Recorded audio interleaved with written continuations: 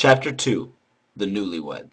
"State your name," commanded a voice from an intercom to the first man interviewed.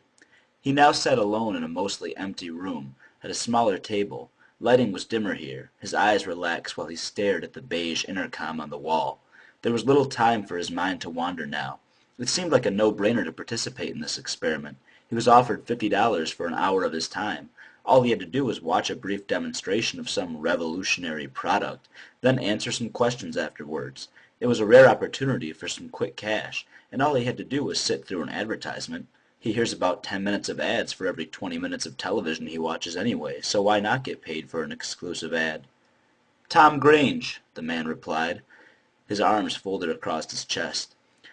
He glanced at his wristwatch, contemplating for a moment just how rare the wristwatch has become in the cell phone era.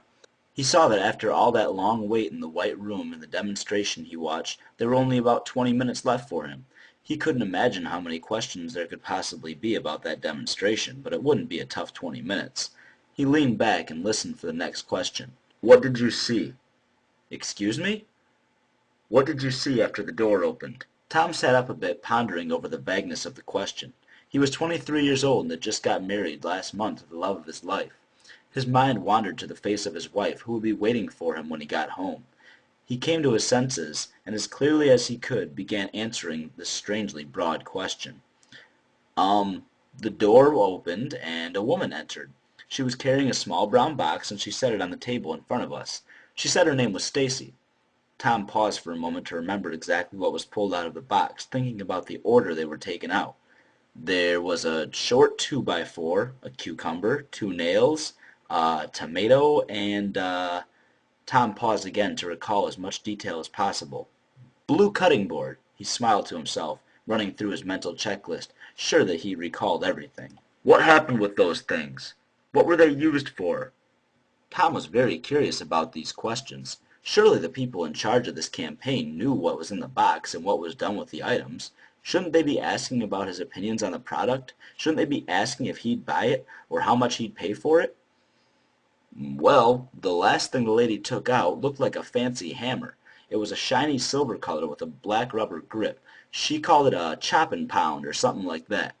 She pointed to this claw side of the hammer and told us it was as durable as any other hammer we've seen, but this one was flatter and razor sharp. She put the 2x4 on the cutting board and pounded the large nail into it all the way inside with one swing. Then she set the other nail on its side across the board and showed us the claw side of the hammerhead again.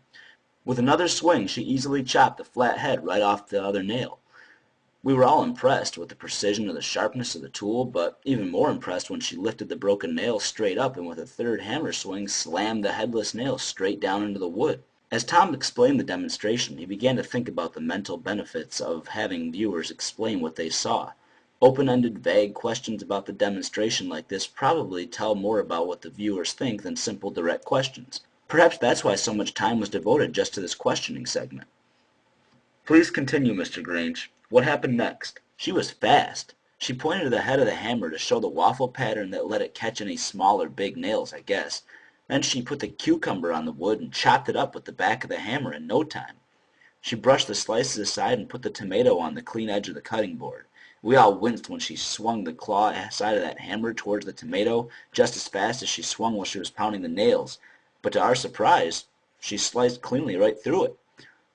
She sliced up the whole tomato like that while saying something about the alloy of the metal used that kept it sharp the whole time." Tom chuckled to himself as he continued his explanation. He struggled to picture his wife chopping vegetables in her kitchen with some gaudy silver hammer, when she had a perfectly good set of knives that were designed just for that. His mind wandered to infomercials about cutlery in which he'd seen demonstrations of steak knives cutting through lead pipes. He wondered why it was a selling point for hardware to have applications in the kitchen, and cutlery to have applications on a construction site. She turned the piece of wood so about a quarter of its length hung off the edge of the table. She took a couple whacks at the wood from one side, then turned it and did the same on the other side. Then she used the pounding side to break that last chunk of wood clean off from where she chopped it thin. Then she showed us the neck of the hammerhead and how there was a high-quality rasp or file or something, while she used it to smooth the end of the plank. She collected her things and put them in the box as she passed the tool around to each of us. That was possibly the coolest part of the demo. We were all amazed at how light the thing was. It couldn't have weighed more than a pound. When the last guy was done holding it himself, he handed it back to her and she left. Is that all? Oh, yeah. Thank you for your time, Mr. Grange. A man will be waiting for you with your stipend outside. The question segment was over. No question about the product, its price, a review. That was all. He was able to leave in well under the hour he expected. It was time to hear from the second spectator.